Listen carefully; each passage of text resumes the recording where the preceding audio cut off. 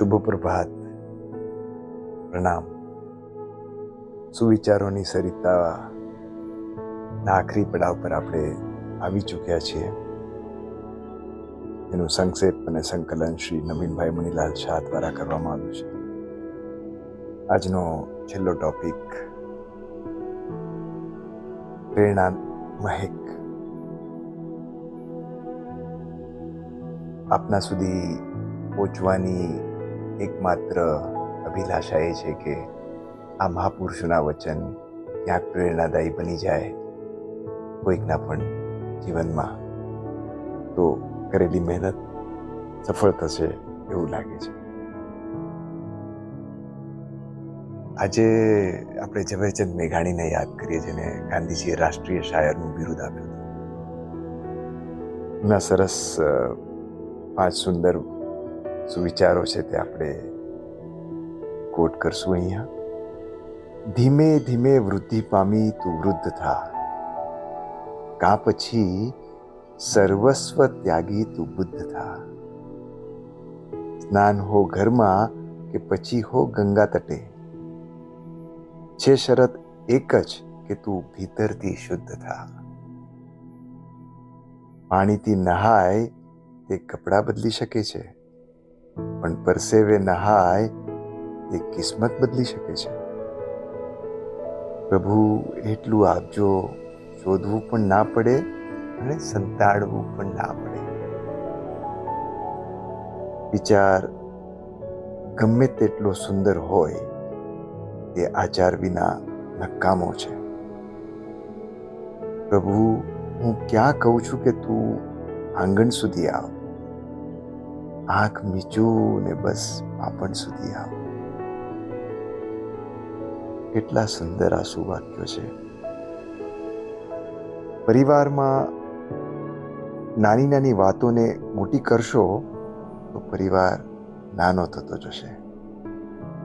ચાલ પ્રભુ, પ્રેમની ચોપાટ બિછાવી દઉં, જીવનનો દાવ લગાવી દઉં.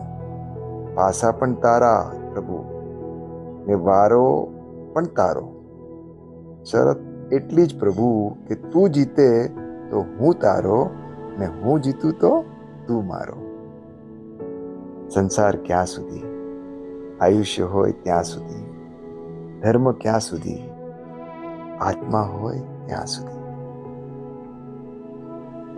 દરેક નિર્ણય વ્યક્તિનો નથી હોતો, અમુક નિર્ણય પરિસ્થિતિનો પણ હોય છે.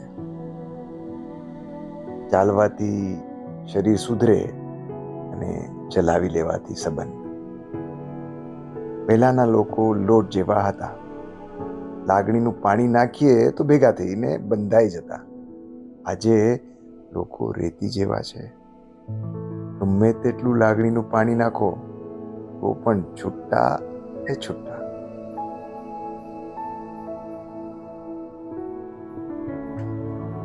પુરુષોનો ઊંચો અવાજ સ્ત્રીને ચૂપ કરાવી દે છે, પણ સ્ત્રીનું મૌન પુરુષના પાયા જ હલાવી નાખે છે. કેવો ગજબનો શબ્દ છે સોરી. માણસ બોલે તો ઝઘડો પૂરો, અને ડોક્ટર બોલે તો માણસ પૂરો. મદદ એક એવી ઘટના છે, કરો તો લોકો ભૂલી જાય છે, અને ના કરો તો લોકો યાદ રાખે છે. અને બસ છેલ્લે, જ્યાં પ્રેમ વેચાયો ત્યાં રામાયણ લખાણી, જ્યાં સંપત્તિ વેચી ત્યાં મહાભારત લખાણું, ને જ્યાં જ્ઞાન વેચ્યું ત્યાં ગીતા લખાણી. એનાથી આગળ પણ કેવું હોય તો જ્યાં આત્મા શુદ્ધ થયો ત્યાં આગમ લખાણા. મારા દરેક મિત્રોને, આ સાંભળનારને આત્મા શુદ્ધ થાય એ તરફના પ્રયત્નો ફળે. પ્રિય શ્રોતાજનો, સુવિચારોનો શંખનાદ ને જે પ્રતિસાદ આપે આપ્યો છે એના બદલ આપનો ફરીથી એકવાર ખૂબ ખૂબ ખૂબ ધન્યવાદ. આપની ખૂબ અનુમોદના સારા વિચારોને સાંભળવા બદલ, એના વિશે ચિંતન કર્યા બદલ અને શક્ય હોય તે જીવનમાં ઉતારવા બદલ. અમને ઘણા મિત્રોએ કહ્યું કે કોઈક રજૂઆત જો વિષયવાર હોય તો ઘણીવાર એકાદો એવો સબ્જેક્ટ હોય છે જે કોઈક સમયે આપણને ખૂબ જ પીડિત કરતો હોય છે અને એના સમાધાન માટે આપણે અહીંથી ત્યાં ભટકતા હોઈએ છીએ અને કદાચ એકાદ નાનકડા વાક્યમાં જ, એકાદ સુવિચારમાં જ એનું સમાધાન સાંપડી આવે છે.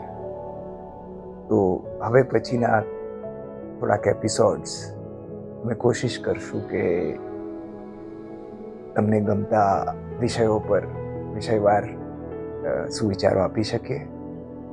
ફરી એકવાર આપનો ખૂબ ખૂબ ધન્યવાદ. એવી મંગલ કામના સાથે નાસિકથી અમિતના જય જિનેન્દ્ર.